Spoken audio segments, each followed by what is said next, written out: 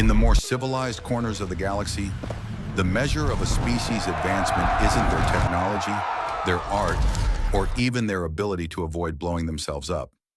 No, the true yardstick is how efficiently they can extract, refine, and weaponize emotion.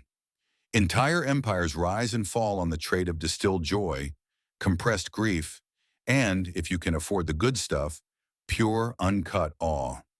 The great powers of the Orion Arm don't burn coal or split atoms. They run their cities on bottled heartbreak and their fleets on liquefied triumph. It's all very dignified, very regulated, and very, very boring. The Veyth Dominion, for example, has turned the harvesting of emotions into something between a science and a religion. Their citizens are born with emotional regulators, small neural implants that keep feelings neat, tidy, and above all, predictable. No outbursts, no surprises, no dangerous spikes. A Veyth can experience joy, but only within the safe, government-approved parameters. Think of it as emotional pasteurized milk, sterile, shelf-stable, and guaranteed not to explode in your face. They consider this the pinnacle of civilization, which in fairness it is, if your definition of civilization is the absence of anything interesting. The Dominion's fleets travel from world to world, siphoning the emotional output of compliant client species. Most of these species are happy to cooperate because the Veyth pay well and the process is painless. You simply sit in a comfortable chair, think about something mildly pleasant or mildly sad, and the Dominion's collectors draw it out of you like a blood donation. Everyone smiles politely, the Veyth leave with their tanks full, and no one's day is ruined. It's all very civilized. Then, of course, they found Earth. The discovery came during a routine survey of an unremarkable spiral arm sector. The Veyth surveyors expected to find another low-emotion, pre-spaceflight species, perhaps something with charming folk songs and a mild fondness for sunsets. Instead, their scanners lit up like a distress beacon. The readings were absurd. Wild, unregulated emotional surges spiking in every direction, overlapping in ways that made no sense. Rage tangled with joy, grief knotted with pride, fear laced with exhilaration. It was like trying to analyze a symphony while someone was throwing drums down a staircase. Naturally, the Veyth assumed this was a good thing. Untapped emotional reserves meant untold energy potential. They imagined Earth as a kind of galactic oil field, brimming with raw, volatile sentiment just waiting to be extracted and refined. They didn't stop to consider that there might be a reason no one else had touched it, or that the oil might in fact be on fire. In fairness, they weren't entirely wrong. Humans do produce more emotional energy per capita than any known species. The problem, well, one of the problems, is that we don't do it neatly. A human can go from serene to homicidally furious in under 3 seconds, often for reasons that would baffle a Veyth economist. A spilled drink, a poorly timed joke, the ending of a television series, and unlike the Dominion's docile client races, humans don't compartmentalize their feelings.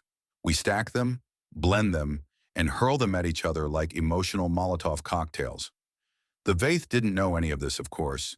They saw the readings, ran the numbers, and decided to send a collection fleet. It was in their minds a routine operation, a simple harvest.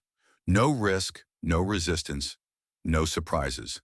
The narrator, me, would like to pause here and note that this is the exact point in every great disaster where someone says, "What could possibly go wrong?"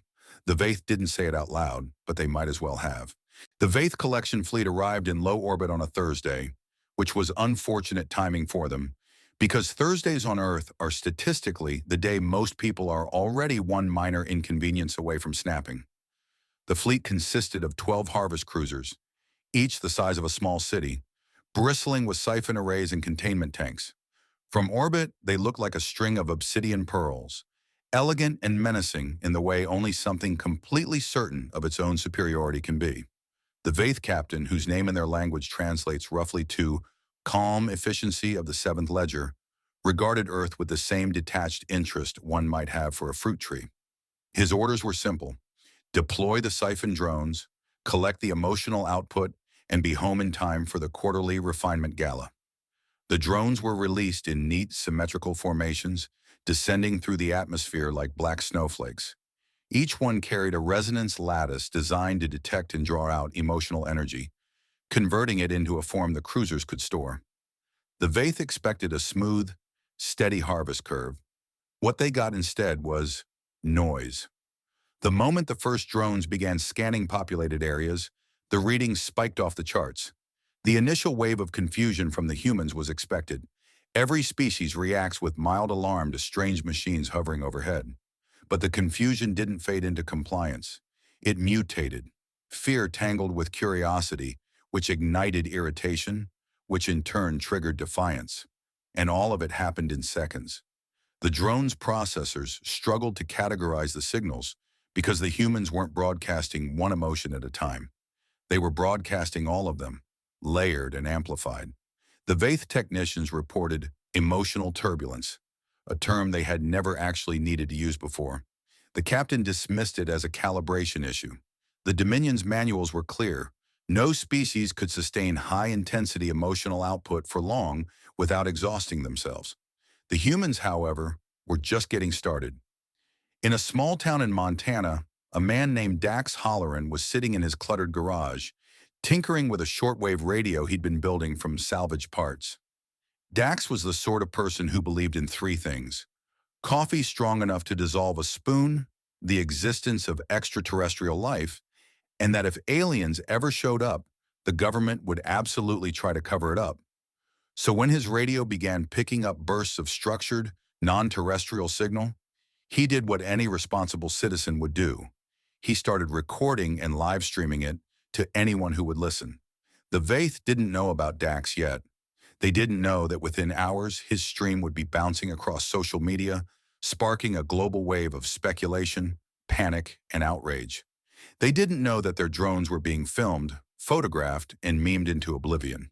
They didn't know that humans, when confronted with the unknown, don't just feel, they share those feelings, magnifying them into something vast and uncontrollable.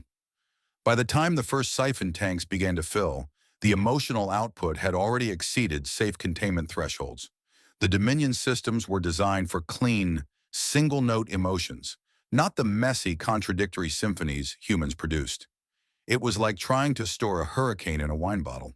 The Veyth engineers began to notice strange feedback patterns, bursts of energy that didn't match any known emotional signature. They were stronger, sharper, and carried an almost physical force. The captain ordered the fleet to increase collection rates, confident that more input would solve the problem. It did not. It never does. Dax Halloran's live stream had gone from a few dozen conspiracy enthusiasts to millions of viewers in under 6 hours. By then, the Veyth fleet's presence was undeniable. Grainy phone footage of drones hovering over stadiums, plazas, and intersections was everywhere. News anchors tried to maintain composure, but their voices betrayed the tremor of something primal. The fear was spreading, but so was something else. Anger. Not the quiet, resigned kind. The loud, contagious kind that multiplies in comment sections and street corners. Somewhere deep under Cheyenne Mountain, in a facility that officially didn't exist, a man in a rumpled suit was watching the same footage. He didn't flinch when a technician burst in to report that the Veyth's siphon arrays were causing unprecedented spikes in global emotional resonance. He just muttered, "So they're stirring the pot for us," and reached for a secure phone. The thing about humanity, and this is the part the Veyth never even considered, is that we've been experimenting with emotional amplification for decades. Not in the polite, energy-harvesting way the Dominion does, but in the, let's see if we can make someone so furious they could break glass with their voice way. It started as psychological warfare research in the Cold War, buried under layers of classified projects with names like Project Echo Chamber and Operation Heartfire. Most of it was shelved because the side effects were difficult to control. But difficult doesn't mean impossible, and impossible doesn't mean we stop trying. Over the years, a coalition of defense labs, think tanks, and very creative lunatics perfected something called effective resonance, technology that could take a raw human emotion and amplify it into a physical energy burst. The early prototypes were crude. One test subject's grief shorted out an entire block in Chicago. Another's adrenaline spike melted a bank of servers in under a second. The military classified the tech as non-viable for field use, which in Pentagon speak means we'll keep it in the basement until we really need it. Now, with the Veyth siphons pulling emotions to the surface faster than any human psychologist would recommend, the basement doors were swinging open. Dax got his first hint of this when a black SUV pulled up outside his garage. Two people stepped out, one in fatigues, the other in a lab coat. They didn't bother with introductions. They simply asked, "You can understand their transmissions?" When Dax nodded, the soldier handed him a tablet streaming Veyth comm chatter. The voices were clipped, agitated, and, if Dax's translation was right, getting more desperate by the minute. "They're saying the emotional output is hostile," Dax said slowly. "They don't know how to filter it." The scientist smiled in a way that made Dax very uncomfortable. "Good. We're going to help them collect more." In cities across the globe, subtle orders began to ripple through governments, media outlets, and even entertainment companies. Concerts were announced on short notice. Old championship games were replayed on every screen. News feeds cycled through the most heartbreaking and infuriating stories in living memory. Couples were reunited live on air.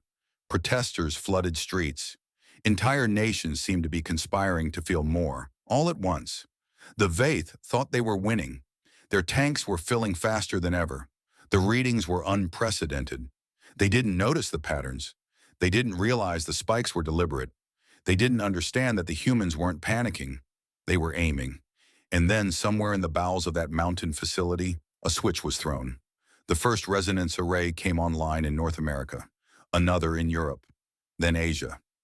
Each one tuned not to suppress the emotional surge, but to shape it, focus it, and, most importantly, feed it back into the Veyth's own siphon systems.